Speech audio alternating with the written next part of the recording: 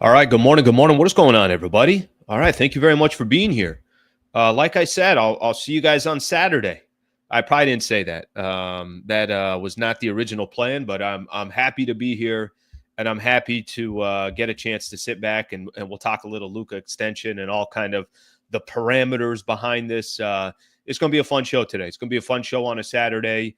I was kind of trying to figure out, all right, what time do I want to go live on this? I'm going to give everyone just a quick idea. I'm going to probably just treat this like I'm doing a regular show. And I imagine myself, let's just kind of see the flow of the show. We're probably going to go an hour. I think that's what I'm going to be expecting to do. So there's going to be a few things here, a few layers here. We got a lot to get into. I'll give everyone a rundown of what the show is going to be. First off, let me just say thank you for being here. I appreciate you guys jumping on the show. And whether you're watching this live or you end up watching this later, I appreciate you guys hanging out. Please subscribe to the channel if you guys don't mind. Obviously, throwing up a lot of Lakers and NBA content on a daily basis.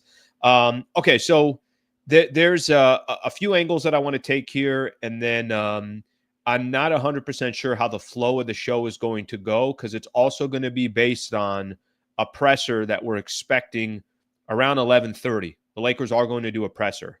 So how much of that, I'm going to try to carry and maybe kind of pause as we go and react to certain things. So I think this is going to be a little bit different of a show and a little bit unique. And I'm going to kind of be working on the fly, to be honest with you guys. So I'm not 100% sure how it's all going to go as well. So we will we'll go with the flow here. Let me give everyone a quick rundown what we're going to do today. So here's what we got. Luka signs the extension. If you guys were with me on Wednesday when Dave McMenamin was here, I don't think this is, obviously shocking news or anything like that, but Dave McMenamin was like, hey, he's signing this weekend. And it was like, all right, I'm clipping that and let's go run with that. Luka signs the extension. I want to talk a little bit about the details of the deal, why he signed what he signed, which is a 3-year, $165 million deal, what it means after 3 years. He does have an option in the third year. I got some sound from Shams that I want to play as well. So we'll get into all that. 6 months since the trade. Do you know today is the 6-month anniversary that Luka Doncic was traded to the Los Angeles Lakers for Max Christie and for Anthony Davis. So all of that went down 6 months ago today. So kind of ironic about that. We could look back of what we thought when that happened and how we're all sitting here today. So kind of an interesting milestone for this to be happening on the 6-month anniversary. Pressure on Luka and the Lakers. I'll spend a little time on this as well. I think if you're Luka Doncic, you've done everything you've wanted to do in your career up to this point. He's not won an MVP. He's also never won an NBA championship. I think for the Lakers, you always got the pressure of obviously wanting to win championships. At the same time, you got a whole new chapter starting with Luka, so we'll spend a little time on that. Expect the best version of Luka. I think, honestly, whatever anybody thinks about Luka Doncic and however anybody views him and views what he's done so far in his career, I gotta be honest with you. I think the best is yet to come. And that's not me saying that just because he's a Laker. That's me saying that because he's only 26 years old. He's got wild experience. We see obviously what he's trying to do this offseason with his body. So we'll spend some time on that. 3 questions on an ESPN article that came out from Dave McMenamin basically right after the news came out. So we'll get into that article. And then the Luka Lakers presser. Supposed to happen at 11:30. And if it does, I think there's a link on there from YouTube as well. So I'll kind of try to see how much of that I can play while I'm doing the show. So thank you for being here. Appreciate you guys hanging out. And let's get this thing going. All right, let's see. Somebody's already telling me I'm going to have, sometimes I'm going to just kind of have some stuff in the background here, and then I'm going to see if anything is going. Okay, so nothing's going. So I got, at least for me, I got the presser in the background. So when it does come, I can, chime in on that and see what portion of that I could play as well. Okay, so let's get things rolling here. Luka signs the extension. Let me start off by giving everyone just kind of the details. The thing I want to do first, and I think the main thing is let's still first take a look at what Luka said once he signed the extension. So I'm going to share that with everybody here. So here's Luka. I just signed my extension with the Lakers. Excited to keep working to bring championships to LA and make Laker Nation proud. Grateful to the Lakers, my teammates, and all the fans who've shown so much love since day one. This is just the beginning. So Luka comes out. Obviously, you can see him signing the paperwork right there. Damn, what a good feeling. What a good feeling for Luka to be making that happen. He also said, today I'm also committing $5 million to help 77 young athletes around the world chase their dreams just like I did. Basketball gave me everything, and I'm lucky to be able to give back and help the next generation. I want to look at this one just a little bit more with you guys here for a quick second. I just signed my extension with Lakers. Decided to keep working to bring championships to LA. This is 2 different times that Luka has gone out of his way to basically tell everybody, you know, I think sometimes people will dance around certain things. I think they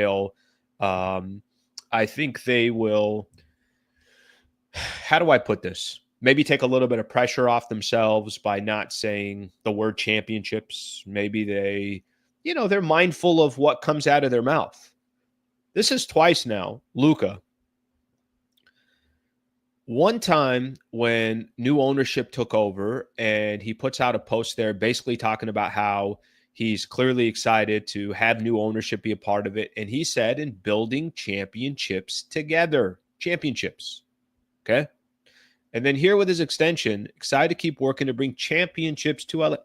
The dude is, let's just say this, he's not scared to say things that may make a lot of other people uncomfortable. You know, a lot of people out there, I always say, I always try to underpromise and overdeliver. Luka's like, yeah, we're trying to win championships. I'm like, you want to get the first one first, and then maybe you could say championships after that? He's like, no, I'll just go ahead and say championships. So this comes obviously directly from Luka. This is the initial news that came out. It's got Luka on here. I'm going to keep going here because like I said, there's a few things I want to share and a few things that I want to talk about. And at the same time, as I do that, there is some videos that I want to play as well. I got one here of Shams. Shams is going to explain a little bit from that perspective of how we got here, some of the goals for the Lakers, everything else. So let me do that as well. Part of the reason too, if I'm kind of going, I don't know if you want to call it a little faster than usual, part of that is going to be because I know the pressure's coming at 11:30, and then we'll, obviously go from there. So keep going here. Take a listen. Here's Shams explaining the Laker deal. NBA insider Shams Charania joining us now. Shams, what can you tell us? Jay, Luka Doncic, the All-NBA star for the Lakers, has signed a 3-year, $165 million max contract extension. He was set to be a free agent next offseason, but he commits to a 3-year extension now. And this is 6 months to the day that he was traded in February to the Lakers in arguably the most stunning sports deal ever. And this is a massive change for Luka Doncic. Being in Los Angeles, it's been an emotional last 6 months, but he commits now to the Lakers through the next 3 years. And Jeannie Buss, Rob Pelinka, the new owner, Mark Walter, they've built a close rapport with Luka Doncic and his inner circle to get him to commit here. And now Luka Doncic, he's going to be the face of this Lakers organization moving forward. When they acquired him in that trade, they wanted him to be the face for the next decade. And already this offseason, I'm told he's recruited Marcus Smart, DeAndre Ayton to the Lakers. And most importantly, Jay, about the money as well.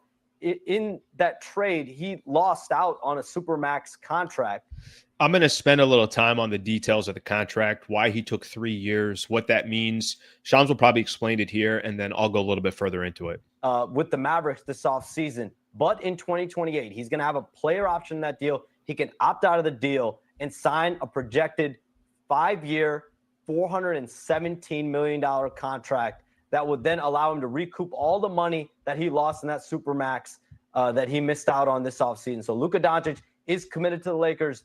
3 years, $165 million today. All right, that's Shams right there. Great stuff, of course, as always, from that perspective. Let's actually talk a little bit about the contract and what it is. So he signs a 3-year, $165 million deal. I think there was a lot of questions of he could have signed a 4-year deal. The main thing to look at here, let me see if I should. Should I share this with you guys? Yeah, let's share this with you guys so you guys can see it as well. Why 3 years? Why 106? Why 3 years, 165? There are specific reasons to it. I'm going to put on here. This is on Spot Track, which is a great way of kind of looking a little bit at Luka's contract as well. He's played 7 years in the NBA. He's already under contract for this upcoming year, which would be his 8th year. And then that 3-year extension will kick in. So the reason why I'm explaining it that way is because his 3-year extension is going to start 2026, 2027. He's got a player option. If you guys see that little box in green right there is the player option for the 3rd year. He will have 10 years in the NBA, 10 years of service in the NBA by the time the 27-28 season is done. From that perspective, and you know what Shams was talking about, recouping some of the dollars that he lost in Dallas, this is his chance to go back and get those dollars, whatever the case. I know nobody's saying to themselves, "Oh my God, did Luka lose some money in Dallas?" No, he really didn't, because at the end of the day, he was going to make it some way or the other. Once he hits 10 years of service, which is the purple boxes right here, then he could decide to opt out of that final year of his contract, and he could sign a 4-year, if I'm correct here on the details, because I think that's what I saw, 4 years, $417 million, and he can recoup the Dallas money. I'll double check if that's it. Why do I think that should be 5 years? But so that's the position he put himself. That's why he signed the 3-year deal. He already has 1 more year left on his contract, which will put him to 8 years. First 2 years of his new deal is year 9, year 10. And then after that, he can decide, let me get out of this contract so then I could go sign my 4-year and unbelievable amount of money, moving forward from there, 400 change, whatever that number is. So that gives everyone, and that should give everyone, a good idea of the details of the contract and why he kind of structured it the way he did.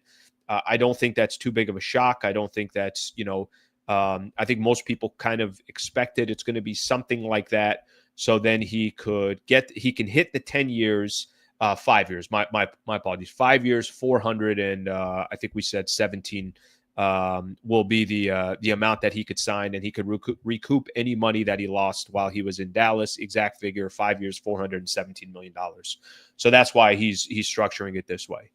I'm gonna skip here real quick because I want to make sure I say something. I think this, I do think that the Lakers and Luka are both aligned on a few different things, and I think the most important thing is there's going to be pressure on both sides. If after doing this deal, I mean, I don't think anybody, when the Lakers traded for Luka, and it was 6 months to the day since the trade happened, complete shock. I think, you heard Shams talking a little bit about it. It was one of the more shocking moments in sports history. You remember all the different players that were out there, and there were some videos coming out, and like they traded Luka, and people are like, Luka, what the hell are you talking about? I remember seeing KD on the bench and somebody from the stands telling him to trade. Everybody obviously was in complete shock. Nobody thought Luka can get traded. Luka got traded. And then the conversation turned into, well, if Luka get traded, anybody can. 6 months to the day, Luka's signing his extension. Lakers are going to move heaven and earth to make sure Luka Doncic is happy. And not just Luka's happy. They also want to make sure that Luka's committed. They want to make sure that the best version of Luka Doncic is yet to come. They want to make sure that obviously the superstar that he was in Dallas, he's also the superstar in LA with the Lakers. So there's a lot obviously riding on both sides, but it's kind of a no-brainer for both sides. Sometimes you ask yourself, I'll give you an example. We're talking about Austin Reeves a lot lately. And with the Austin Reeves conversation, there's conversation out there, should the Lakers should they sign him? Should they not? How much is, what's a fair amount of, what's the right market value for him? All that stuff. Okay, you can have conversations about that. Maybe you want to ask a question about LeBron. Should LeBron have got, an extension, anything like that? Those are all fair questions that you want to ask. But I think at the end of the day, I think the most important thing, the conversation that we're having in regards to Luka, there just is no conversation to be had. It's unnecessary. There's no reason that anyone should be having a conversation about Luka. So I think this is a no-brainer. I did mention this.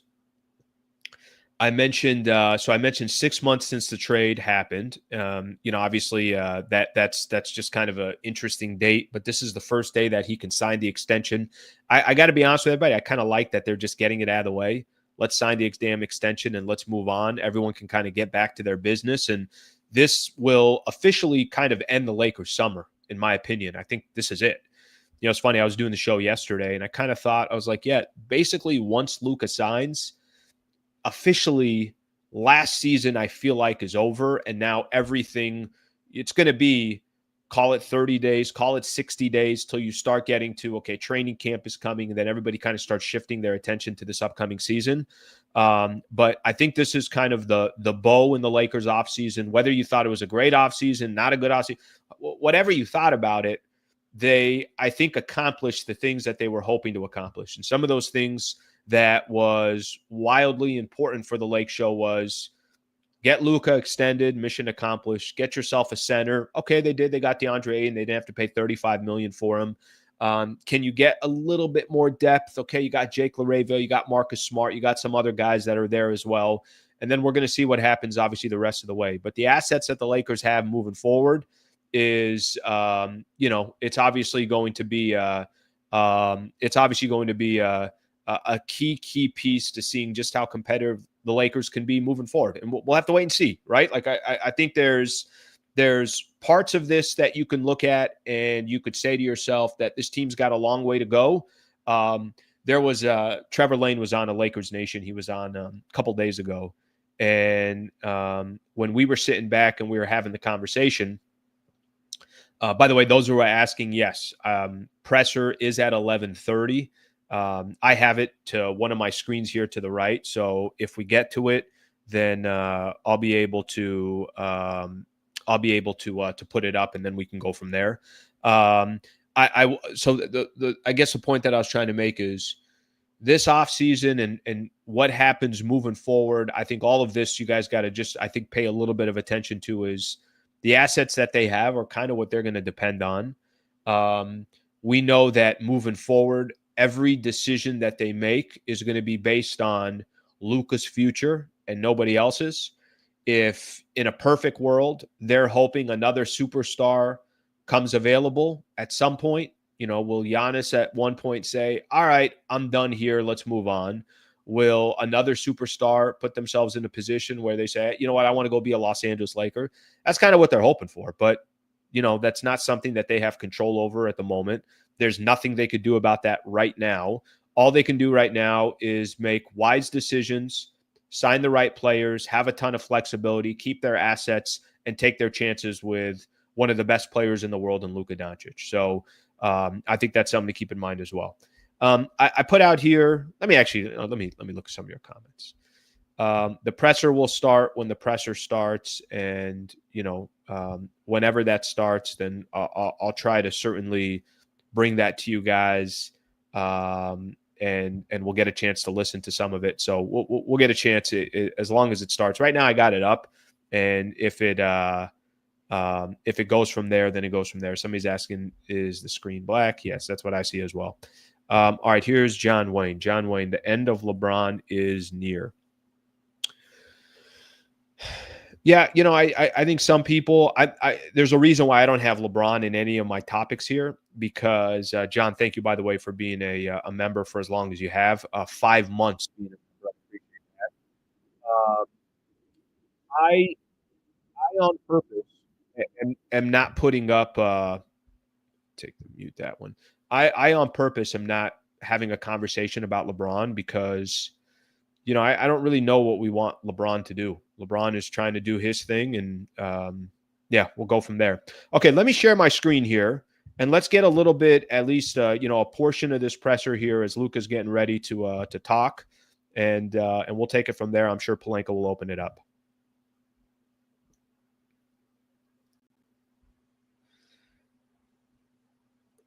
All right, we will just wait a second here, and whenever they go, they will go.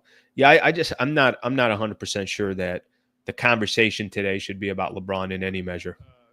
Actually, 6 months ago to the day, the Los Angeles Lakers chose Luka Doncic through a trade.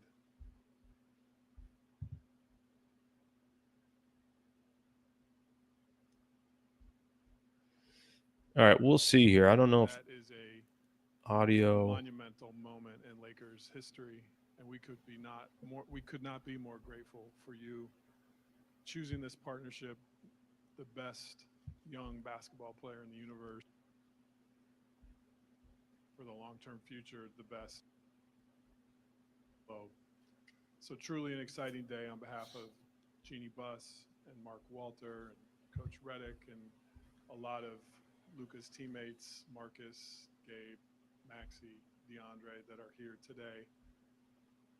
Just want to let you know how incredible of a moment this is for us. Today wouldn't have happened without Laura Beth and Bill Duffy. I've been in the basketball circles since 1998, and I don't think I've come across partners that work as hard with as much integrity to partner with a franchise like they have. So thank you guys for helping us create this moment for Luka and his family. So just really pleased to be here. Luka, give an opening statement before we take some questions. Yeah, first of all, I will speak in Spanish because I know there's so many Lakers Spanish fans. Muchas gracias por tenerme. Es un orgullo de estar aquí. Primero quiero dar las gracias a todos los Lakers, a Ginny, a JJ, a Rob, a Mark.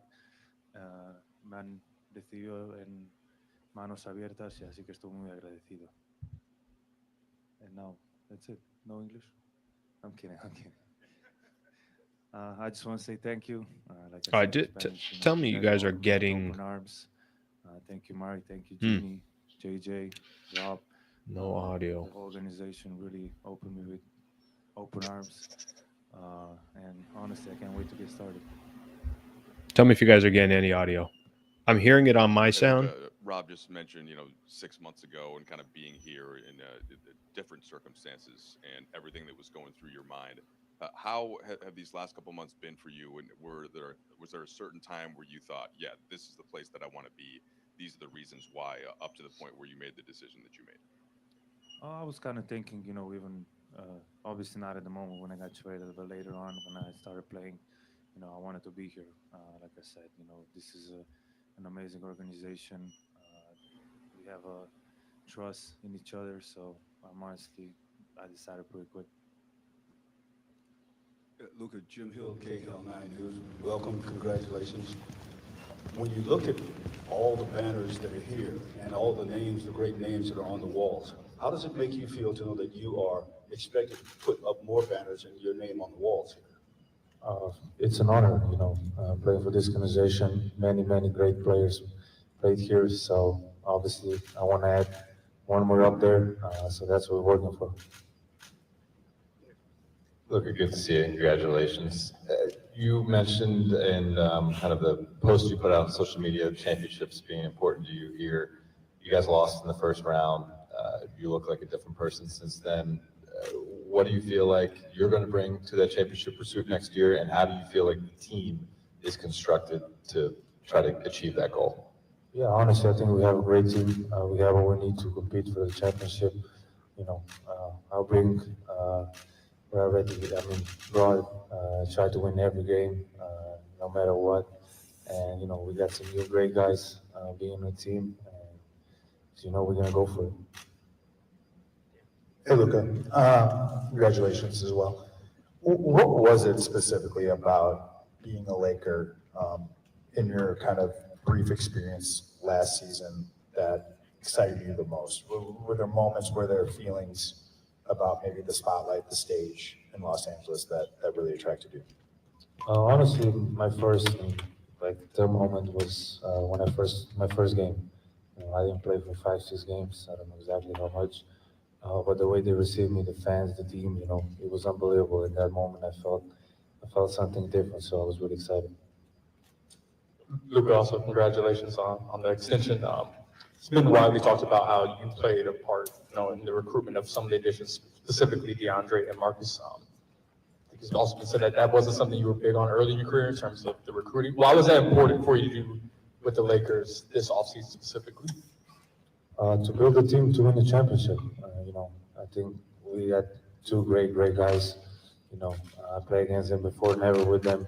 So now I'm happy they're on my team. Luka, Brad Turner from the LA Times. Congratulations to you and Rob. Knowing that this organization is about winning championships and they've had great players here, how easy did that make your decision to sign the extension? Yeah, obviously, like I said, being a Laker is an honor, and I wanted to be here. So obviously, when you look up here, so many great names and what they achieved, I want to be up there too one day. Luka, congratulations. I'm curious too for you. First, how do you plan to celebrate? Maybe today, this evening. How do you plan to celebrate this? There's a surprise, so I don't know yet. Oh, there's a surprise. There's a surprise.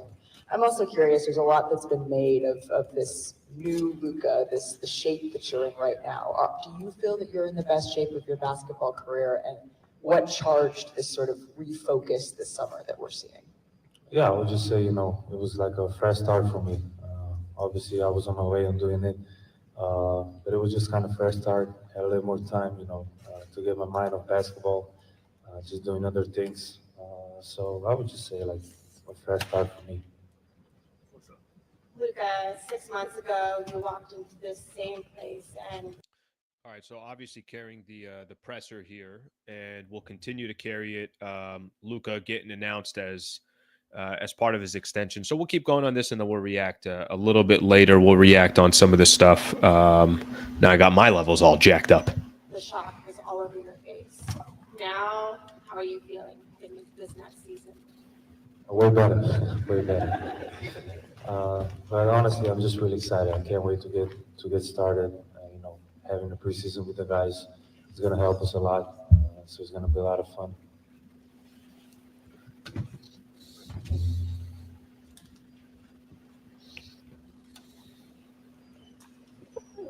What do you think you're going to be able to do more easily on the court in the kind of shape that you're in? What are the main areas of focus that you want to be able to do better?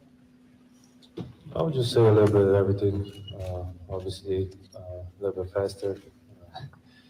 I don't know, just trying to help the team, condition-wise. Obviously playing a lot of minutes, a lot of games, so I think that's going to be the best for me. So much of defense is energy and effort. How do you think the shape you're in now will affect the defense as well? I think we're better. Obviously, we got Marcus, so he's going to teach me some things. But, obviously that's going to help a lot. Hi, Luka. A lot of people know who you are on the court, but you announced something today also that kind of speaks to who you are off the court when you pledged $5 million to young athletes globally. I guess I'm just wondering what inspires you to do that. Like I always say, community gives me so much. Like I said, the first game, the fans welcome me in such a great atmosphere. I always wanted to give back. Obviously, it's kind of part of my foundation, on the youth, how they dropping off basketball, sports in general. So I want to help that out. I'll get a couple more of these in here. Just have one for Rob. Rob, you've built give you a break, Luka. You've helped build a. All right, I'll come back to this in just a second. So, obviously, so far, a lot of the questions, what this really is more than anything else, it's honestly a celebration for the Lakers. It's a celebration for them to have their guy for the future, have their guy for the next chapter. That was always a question for the Lakers over the last couple of years. Hey, is AD the guy? Is that the guy that's supposed to do it? I loved AD. I loved Anthony Davis, but I think there was always a question of like, is this the dude? And it seemed like AD needed another dude with him. And now that, obviously they get Luka, there's probably just such a relief for the organization, such a relief for the front office and ownership that, okay, hey, we got our guy. And now it's going to obviously be a matter of addressing what you need to do with Luka to go compete for a championship. I think the other side of it, if you listen to some of the questions on there, a lot of the questions are about his physique, what he looks like today. Luka does look slimmer. He looks much better. Now he is going to go play at Eurobasket and everything else. I think there's going to be, certainly expectations are only going to rise for Luka. I mean, Luka, I thought Luka got a ton of what last year, in the sense of people were critical of him. Hey, this isn't good enough. It's like he probably was saying to himself, like, what the hell? I'm Luka Doncic, and people are complaining about the way I play and my potential triple doubles and putting up 30. And it was like, yeah, but you can be better. And clearly this summer he's taken that into account. Question coming, I think, from Trudell to Pelinka. A championship roster before, and just how difficult that is. And I just wonder, can you speak to getting Luka locked in here and what that does for you and what that does for the Lakers as you try to get to that next step? Yeah, it's the centerpiece and the foundation piece. I think in conversations with Luka, it was really important for us to get a rim lob catching center, and I feel like getting DeAndre was huge. It's going to unlock so much in Luka's game. As you can tell in the pick and roll reads, he's the best in the world. And I think DeAndre is going to really help. And then our thesis for our roster was to get younger. And I think getting some 3-and-D players like a Jake LaRavia that we could add at his age, 42% shooter, having wings that can shoot, play on both sides of the ball, I think is also really important. And then being able to add Marcus Smart, Defensive Player of the Year a couple years ago. I think chip on his shoulder to be back at that level and put the league on notice. I think having players like that surrounding both Luka and LeBron, guys that can defend multiple positions, is really important. So we like the upgrades we're able to make to the roster.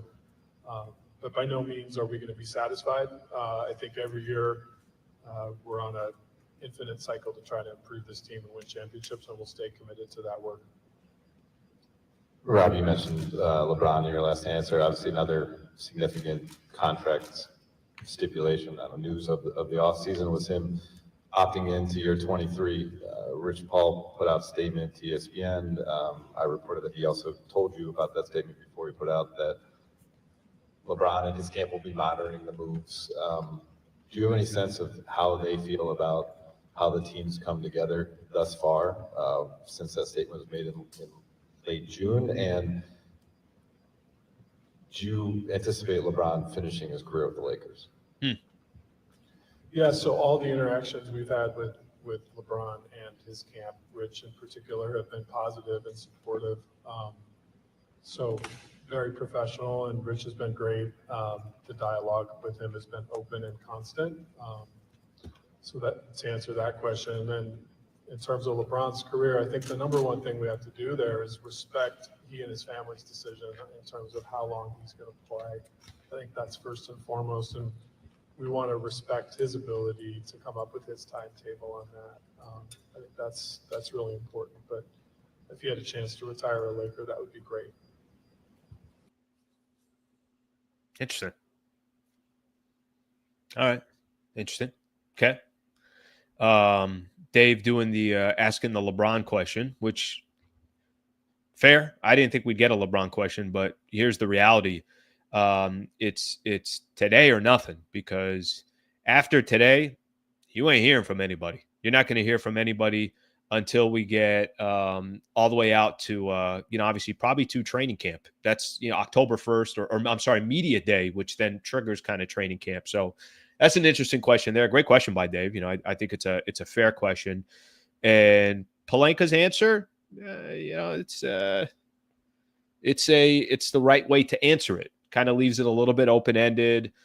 We got to respect LeBron's family, and then it's kind of up to him how long he wants to play. And we would love to have him retire a Laker and leave it at that. Let's keep him moving. Luka, when you were kind of thrust into this team last February, you talked a lot about wanting to do the right thing, and maybe you weren't as vocal or as assertive because you've never been in this situation before. How differently have you moved, I guess, as a leader within this organization in the last few months, now that you're going to be here, you're going to be a part of it? What have your conversations been like with your teammates and things like that? I mean, obviously, we love, I talk more about the guys we want to get. But the players, that's going to develop, I think, in preseason, when we're all together and talking, in person. So I think that's more happening in the preseason. Rob, for you, obviously this is something you guys have had your mind on since acquiring Luka 6 months ago. What does it do for the ethos of the organization to get him on this extension and I guess the flexibility you guys do have, moving forward next offseason and the season beyond that?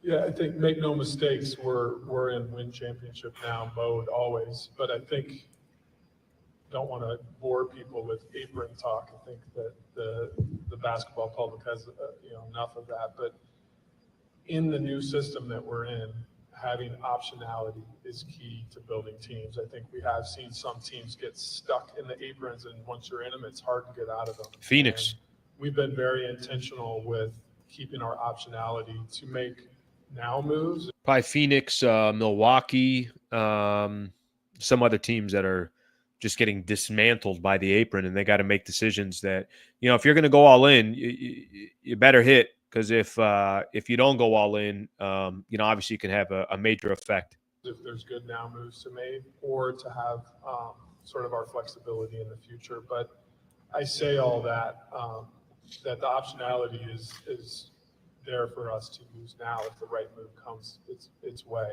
We want to make smart moves, but to be in a position of flexibility versus being stuck is really promising for how we're going to build this team moving forward. It's one of the things I said that I liked most about the offseason was they have all this flexibility and they have the assets. That's all you could really ask for. If the Lakers had a chance to address needs that they had, and I'm not, again, I'm going to keep emphasizing this. I'm not telling you that Ayton's going to be this unbelievable player and it answered all their questions, but I will tell you that there's very, very little risk in adding DeAndre Ayton, and there's a lot of upside. I think you could say the same thing about Marcus Smart. There's a lot of upside of having both of those players and very little risk. But the most important thing for the Lakers, kind of similar way I started the show, they're going to have these assets that Pelinka could play with. So that first rounder, they could have up to 3 first rounders if they don't trade any of their, picks for next year, hypothetically. Dalton Connect, expiring Rui, expiring Kleba, expiring Gabe. I mean, they're going to have some options. I'm not telling you that something's going to come next to them that's going to make the most sense in the world and they're going to act on it. Maybe nothing comes, but they could at least see what does their team look like by the time it starts. You could give it 2-3 months to see how is everything coming about. Are we good enough that we should go make a move? This ain't working. Let's not throw more bad money towards something that's not working. So I think that's a key piece as well. So let's keep listening. Luka, you've addressed why you wanted to get into such great shape this offseason. What physically and mentally have you actually been doing to get into the shape you're in? Like I said, for the first month, I didn't play basketball at all. We're more focused in other things. So I think that kind of sparked, first 5 days was really hard without basketball. I just didn't know what to do, but after it was easier. But physically, weightlifting, balancing, those stuff, and then after 1 month, we started playing basketball too.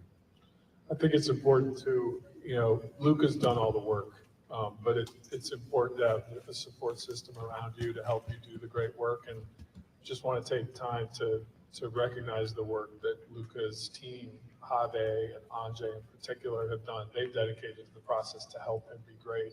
Laura Beth monitoring it, Bill Duffy looking over it. But the system around him has been so supportive and has worked seamlessly with our sports performance staff led by Dr. Sims. So it's been a group effort, and all of us need each other to be great. We're going to continue to support Luka when he leads by example with the work he's doing to be great on the court. It inspires all of us. Anything else? Thanks, everyone. Thank you. Thank you, guys. Thank you. Thank you, everybody. Thank you, everybody. Okay, solid. All right, so we got to play basically the whole interview, the whole presser, about 20 minutes or so. Great stuff, phenomenal stuff right there, and I'm actually glad the way this worked out.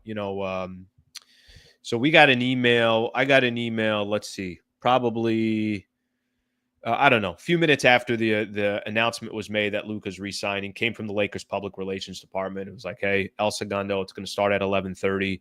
And then, it just kind of gives you a little idea of, I got a really good relationship with their public relations over there. Got a text from them as well. I wasn't able to make it down there. So instantly in my head, I'm like, all right, well, here's what I'll do then. I will come on here and we can react to it live. We can give a little bit of thoughts. I can sit here and answer questions and everything else. So I think this actually worked out perfect. Got to play the whole interview, got to react to some of the questions, and we can go from there. Okay, so there is a few things that I still want to do that we will do. But let me first kind of start answering some questions. Let me react to some of your comments. I think we could do that to come right off of the presser, and then we can go from there. So I will allow you guys to throw whatever you guys want on there. I'll do my best to obviously make it happen from here. One thing that I'm probably going to put in the background because I think it will look good while I'm talking. Let's put that there. Let me share this here real quick. And then we can go from there. So I'm going to put that there, and that could kind of stay in the background as we continue to chat. Let's see what people got to say. No one says he hasn't done a good job, but he's left in midseason for the 5th out of a 7th season. I think people, I was reading some of the comments. If you guys want to have a little bit of a Rob Pelinka conversation here, Rob's interesting because I can point at things that Rob has done that have certainly been good moves, and then I could point at things that Rob has done where, they just weren't good decisions.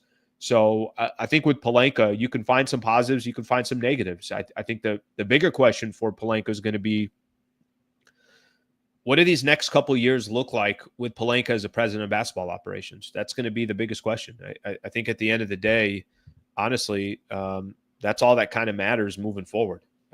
Moving forward, we're going to be sitting here and we're going to be saying that, hey, Rob has done a great job. He's put the Lakers in a phenomenal position to succeed. Or we're going to be saying, hey, is new ownership going to go get their own guy? Because this isn't, uncommon. And I know I've given this example before, but what's not uncommon when a new ownership takes over to a company or a business or whatever the case is, what do they start doing? They start bringing in their own people. Hey, I didn't hire that coach. So if this coach doesn't work out, I want my own guy. I didn't hire that president of basketball operations. I'm going to go hire my own guy. I didn't hire the sales manager. I'm going to go bring in my own guy. That's very, very common. I don't think that that's not common. I think the question for Rob Pelinka is whatever he's done in the past, there are areas you can give him credit for, and then there's areas you can say, what was Rob thinking in that situation or that predicament? I do think where the Lakers are sitting today, I don't think is an awful position for Pelinka. Did not give LeBron this, crazy extension where he's going to be on the books for the next X amount of years. Has given himself a ton of flexibility. Landed Luka Doncic. You guys, everybody can kind of have their own opinion of how Luka got here, but Luka got here, and he got here with Rob Pelinka having something to do with that. So they obviously got their future coming up. But it's going to be up to the front office to determine, is this the right guy for the next 5 years? And I don't think they're going to have that answer for a couple of years. I think the next 2 years will be critical for Rob Pelinka and probably a lot of people within that front office to take a look and see if this, what makes sense and what doesn't make sense. So we'll have to wait and see. I will tell you this, and, I think I could say this. If I'm telling you, hey, give me the top 5 president of basketball operations front office guys in the NBA right now, Pelinka's name isn't going to come up. So does this ownership group, did they already make their list and say, okay, well, who are the top 5? All right, you got OKC Sam Presti, you got the San Antonio Spurs, you got, if you want to put Masai Ujiri when he was in Toronto, now obviously not with the Raptors, but if you get to number 5, so many people are putting here, Bob Myers on here is obviously an ESPN analyst right now. If they're sitting here in a couple years and they're saying to themselves, this isn't going in the direction we want it to go, why wouldn't new ownership, who has a history of not giving a flying F of how much money they spend, they just want to win, in a league that is capped with a salary, why wouldn't they go spend every resource on their front office and their coaching and everything else? That's going to be the advantage that the Lakers have. If you got ownership that has wildly deep pockets in a league where there is a salary cap, your advantage is going to be, I got to go spend that money on the front office. I got to go spend that money on the coaching. I got to go spend that money on the scouting. I got to go spend that money on the training. That's where you're going to kind of have a little bit of an advantage. So I say all that by saying that Pelinka at this moment, I think will be judged over the next couple of years. And I think you can make an argument either way, what he's done so far as a Laker. He's had some areas where he's done well, and he's had some other areas where, clearly he struggled. All right, let's take a look here. Some of the other things people are saying. Rob also negotiated that we got to keep one of Hart or Kuzma. Don't forget New Orleans wanted every single young prospect, and Kuzma is instrumental to the championship. I think for those that sometimes want to put blame or LeBron screwed us because they traded for Westbrook, whatever. Look, the front office at the end of the day, that they're going to say yes or no, so it's up to them. But I think the deal with New Orleans, AD wanted to be a Laker. New Orleans really didn't have any. They didn't have much negotiating power at all, and the Lakers were eventually going to get. Obviously they were going to get Anthony Davis, part of Clutch Sports. A lot of that did have to do with LeBron's relationship with AD. So certain things, I think. We're probably set up either way. I give LeBron more credit for AD coming to the Lakers than I give anybody else, right? Like I give LeBron more credit because of his relationship and obviously Clutch Sports.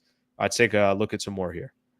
LeBron, let's see what we got here. LeBron couldn't win by himself, so we got AD to win a championship. Then LeBron couldn't win with AD and needed another star, so we got Westbrook. They fell flat on their face. That's the best way that I can put it. They fell flat on their face on the Westbrook deal. And did it set them back for years? It did. It definitely did. They eventually regrouped, got back to the Western Conference Finals, but I think we all agree they haven't really been a title contender. I thought they were a title contender.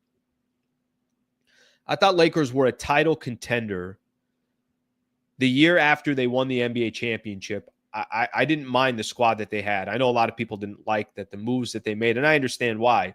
But Montrezl Harrell, Marc Gasol, Dennis Schroeder, I still think Lakers were title contenders that year. AD got injured, so we'll never really know, right? We'll never really find out. We'll never really find out from that regards if the moves he made were the right moves or they were wrong. But a lot of people are going to sit back and say, why are you trying to fix something that ain't broke? Why didn't you just bring back a lot of those players? And there's a conversation to be had on that front.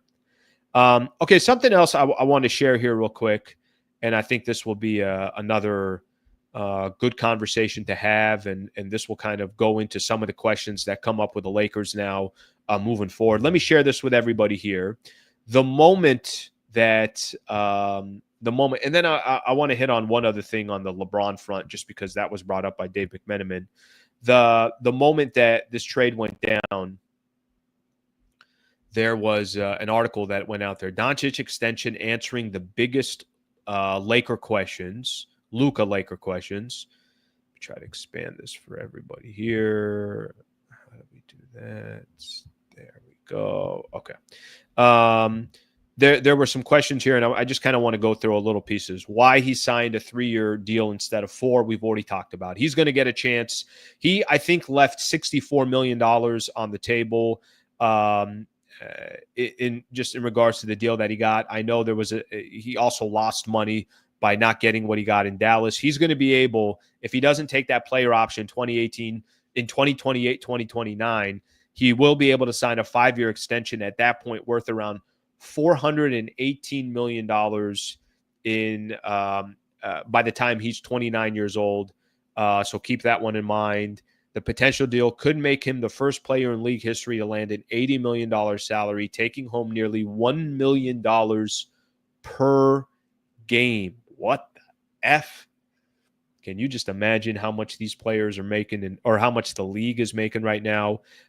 What are Doncic's expectations for the upcoming season? I thought this was a good question to ask. To be honest with you, and I had this in one of my topics as well for today, I think at the end of the day for me, I think the expectations are really simple. There's no guarantee that Luka can win a championship for the Lakers. There's no guarantee that Luka, obviously can do it on his own. He's going to need help. But I think the expectations for Luka, specifically just Luka, top 3 player in the league. I mean, honestly, if you're telling me that he's 8th or 9th or 7th, I think that's a disappointing season. Luka has to be. Listen, he's 26 years old. He's already accomplished so much. He gets to come to the Lakers. They're rebuilding around him. He looks like he's in the best shape of his life. He's walking into his prime. Isn't this supposed to be the best version of Luka Doncic in his career? And I know that we're setting a bar here, because what Luka has already accomplished in his career and what he's done individually, if we're not having a conversation of, hey, it's either going to be Luka, Jokic, or Shai Gilgeous-Alexander as the MVPs this upcoming year, something must have gone wrong. Because I'm not expecting Luka. Again, from a team perspective, Luka's going to do what he does. He's going to make Ayton look a lot better. He's going to make a lot of these other guys look a lot better. But from an individual perspective for Luka, we got to be having big-time conversations about Luka for MVP this upcoming year. And I know, listen, MVP, it doesn't determine everything. Somebody can make an argument that, well, that's such an individual award. You're right, it is. But they're also not handing out individual awards like the MVP to Luka unless the Lakers are also having a really good season. So for me, some of the expectations for Luka this upcoming season, I expect to see the best version of Luka Doncic I've ever seen before. And that's a really, really high bar to get over, because he's already been unbelievable. But if you're that special at 23, 24, 25, your best years in the NBA should be probably 26 to 30, something like that. Maybe in today's NBA, I know LeBron has kind of changed that whole structure, but we can't compare LeBron to some of these other players. Shouldn't these next 3 to 5 years be the best version of Luka Doncic? And I think with the shape that he's getting in and everything else, that will be some of the expectations. So that was another question that was on this ESPN article. And the last one they put on here, how do the Lakers feel? Honestly, what a gift. What a gift for the organization. By the way, you're right. There's a name I'm missing here as I look at this. Giannis's name I'm missing here too. I mean, if you're looking at top MVP players coming into this next season, we know Jokic will be there. We know Shai will be there. We know Giannis will be there. And then the question is, Luka, fit your way right into there as well and be having a conversation that it could just as very easily go to Luka than any other player. And maybe it just goes to Shai because they win freaking 68 games again and they're dominant. Maybe it doesn't go to him, but certainly that's going to be the conversation. The last one, just how do the Lakers feel? I think there's a little bit of the Lakers that feel very, very fortunate. I remember when that Laker deal went down and they ended up trading for Luka. There were people all around the league that are like, how do the Lakers get Luka? How is that possible? How does this franchise, Wilt Chamberlain, Jerry West, Kareem Abdul-Jabbar, Shaquille O'Neal, Kobe Bryant, Magic Johnson, Pau Gasol. I mean, go down the list. I'm just obviously talking about LeBron James, Anthony Davis. Go back, even further in Elgin Baylor. Like, how the hell George Mikan? How do they do this? They just find a way to do it. And how do the Lakers feel at this point? Probably very freaking fortunate that one of the top players in the league just kind of fell on their lap. And I don't know what's going to happen in Dallas. I think that Nico Harrison will probably just be remembered as the guy that traded Luka, unless they win a championship there. But Lakers got obviously a long way to go. But trust me, Rob Pelinka sitting there right now. Jeannie Buss is sitting there right now. The Lakers front office is sitting there. New ownership is sitting there saying, guys, we have a pillar. There's only so many pillars in the league that you can build off of. And Luka's supposed to be one of the best pillars that you can possibly think of. And he fell on the Lakers' lap. So now it's going to be a matter for obviously all of them to take advantage of that and try to win an NBA championship. All right, let's take a look at some of your comments here. I know we've got through at least some of the topics that I was hoping to get through, so I appreciate you guys hanging out for close to an hour here. Let's get Eli in here. Eli, thank you, brother. Thank you for the 20 spot. I appreciate that very much. Very kind of you on this Saturday afternoon to do that. Great day to be a Laker fan. Have a beer on me, my dude. I don't know if you're throwing a 20 spot in there. I might be getting a little bourbon. I might be getting a nice bourbon on the rocks. It's a top shelf over there. We got some Blantons over there. Let's do some Blantons because my guy Eli came through. Thank you, Eli. I appreciate it. It's an important day for Lakers history, but it's just, I think, the start of a chapter that is unanswered. Because I can't sit here and tell you that just by getting Luka, it's like, they're going to win a championship. There's no guarantee. Today's NBA, the way it's structured and the way they want parity, it's different. You really got to have your I's dotted and your T's crossed in today's NBA to win a chip. And that's a challenge that's going to be in front of the Lakers. And I think, obviously the Lakers will always have advantages that other markets won't have, but it doesn't guarantee them anything. The Oklahoma City Thunder can go out there, win an NBA championship, and be the favorites by far to win the next one. The Indiana Pacers can go out there, and if it's not for an injury with Tyrese Halliburton, for all we know, they could have won an NBA championship. That's today's NBA. Denver can win a chip. Milwaukee can win a chip. Houston's positioned themselves to be competitive. There are a lot more teams that, it's just different. That's what the league is. And I'm not one to complain about it. I actually have no problem with the way the league is structured today. I do think that from top to bottom, if you're going to win an NBA championship, you got to have your shit together. And, that's going to be the challenge for the Lakers. And we'll see what happens. Eli, thank you again for the 20 spot, brother. I appreciate you. Pacers weren't that good. OKC can be beat. It's kind of irrelevant, honestly, whether you think they were that good or they weren't. They were one injury away from potentially being the Oklahoma City Thunder. It's kind of irrelevant. And OKC can be beat. Sure. Completely understand that. They got a lot of young players. I think they can be beat. They still won 68 games last year. And they still, went through a playoff run where they had a couple of game sevens. Don't you think they're going to be more dangerous after going through that experience? I think they will be. Now, the question is going to be for the Oklahoma City Thunder, how many of these guys can they retain in the future? Let's see right here. What do we got? Don't know what he's doing for space at the very least. See if I might be late on this one. So you guys might have been talking to each other and I'm coming in late. Come on, man. Don't sweep this under the carpet. The guy don't know what he's doing or he's basic at the very least. I think you're talking about Pelinka. Pelinka's going to get a couple years. And maybe you're talking about, I don't know, you're talking about JJ Redick. I think JJ and Pelinka will probably get a couple years unless something drastic happens. I think they're going to get a couple of years to figure out, obviously whether these guys are the right fit for the Lakers moving forward. I'm not going to tell you that there isn't a lot of eyes on them, but I'm telling you that it feels like that's what's going to happen. And frankly, honestly, Pelinka deserves to get at least another year or two based off of bringing Luka to the Lakers and kind of seeing what this all looks like. If you decided I'm gonna fire JJ Redick after 1 year, I don't even know what to say about your organization if you did that. I think that would be idiotic. I think JJ Redick proved a lot last year, and I also think that he also showed his inexperience in the playoffs. I think you could say both things. So I don't think these guys are going anywhere anytime soon, and frankly, I'm okay with that. I think that they'll get a couple years, and then new ownership and current ownership will decide whether it's what to do from there. All right.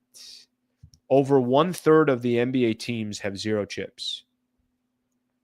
I don't know that stat off the top of my head, but that doesn't sound too surprising to me. You got the Bulls got 6. The Spurs, I think, got 5. Lakers obviously have 17. The Celtics have 18. Miami's got multiple championships.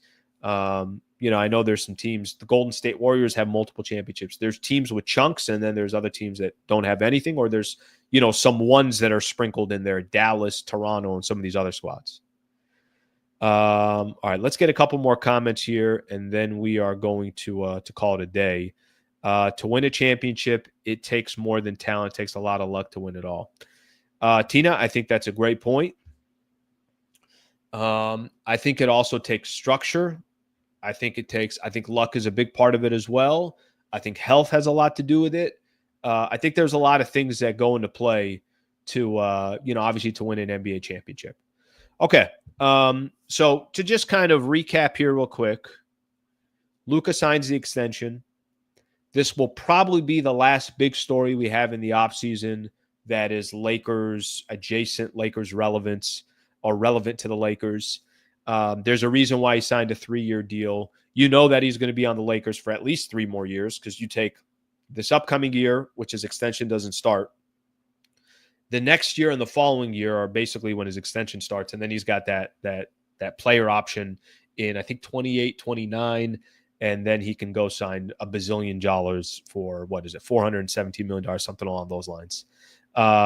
Good day, I think, for Laker fans out there to make sure to know that you have Luka lined up. And now Luka's basically handed the keys and it's like, let's build this whole thing around Luka.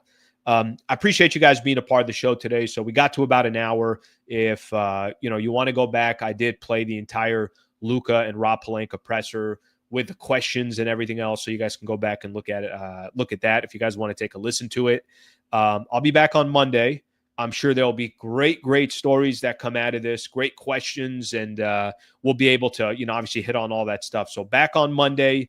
I did mention on Friday, yesterday, that at least in the month of August, I'm going to limit some of the shows here. So I'm going to go Monday, Wednesday, Friday in the month of August. I'm going to try to take an opportunity to take a little time off myself. And then I will potentially have a week where I'm like, all right, I'm gone for a week, whatever the case is. So just something to keep in mind. Thank you, everybody. I appreciate you guys being a part of the show. Please subscribe to the channel. Really appreciate you guys tuning in on a Saturday. Luka extends with the Los Angeles Lakers. Hope you guys have a great rest of your weekend.